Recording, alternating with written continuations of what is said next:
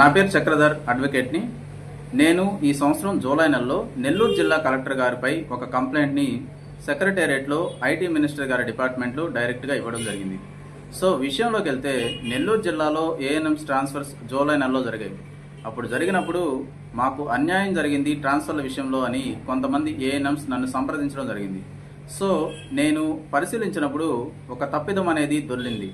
So ఆ తప్పిదాన్ని collector గారి దృష్టికి తీసుకెళ్దామని నేను ప్రయత్నించినప్పుడు కలెక్టర్ గారు సానుకూలంగా స్పందించకపోగా నన్ను అడ్వకేట్ చూడకుండా అందరి ముందు అవమానకరంగా మాట్లాడడం జరిగింది.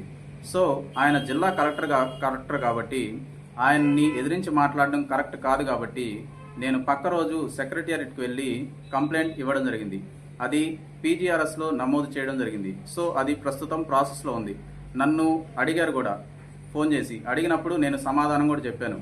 విషయం ఏంటంటే అక్కడ జరిగిన నేను ఫైండ్ అవుట్ చేసిన తప్పిదం ఏంటంటే ఏఎన్ఎంస్ ట్రాన్స్ఫర్స్కి కౌన్సిలింగ్ జరిగింది జూలై 10, కానీ ఆర్డర్స్లో ఉన్న డేటు 5వ తేదీ.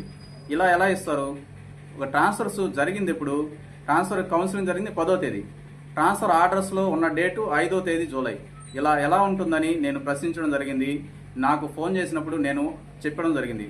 సో ఈ పీజీఆర్ఎస్లో ఆ కంప్లైంట్ అనేది కలెక్టర్ గారిపై అలానే ఉంది, అది ప్రాసెస్లోనే ఉంది. ఏం యాక్షన్ తీసుకుంటారో, పీజీఆర్ఎస్కి ఉన్న బలం ఏందో అనేది ఆంధ్రప్రదేశ్ ప్రభుత్వం పీజీఆర్ఎస్ని ఒక సవాల్గా తీసుకుంది. నేను కూడా పీజీఆర్ఎస్లో నేను చేసిన కంప్లైంట్కి ఎటువంటి యాక్షన్ తీసుకుంటారో అనే ఎదురు చూస్తున్నాను.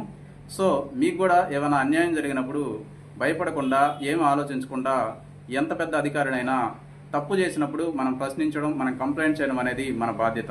సో నేను ఈ విషయం ఎందుకు చెప్తున్నానంటే, మీకు ఎప్పుడైనా ఏ ప్రభుత్వ అధికారైనా అవమానకరంగా మాట్లాడడం అనేది కరెక్ట్ కాదు.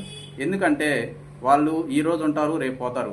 నేను నెల్లూరు జిల్లాలోనే ఉన్నా, ఆయన గారు మారిపోయి వెళ్ళిపోయారు. సో ఇలాగా అధికారులు వాళ్ళ ఇష్ట ప్రకారం మాట్లాడడం, ప్రజలని కించపరిచేటట్టు అవమానకరంగా మాట్లాడడం అనేది కరెక్ట్ కాదు. మీకు ఇటువంటివి ఎదురైతే మీరు కంప్లైంట్లు పెట్టండి. కంప్లైంట్ పెట్టినా కానీ యాక్షన్ తీసుకోకపోతే కోర్టుల్లో కేసులు వేసి న్యాయం కోసం పోరాడండి. Thank you for watching.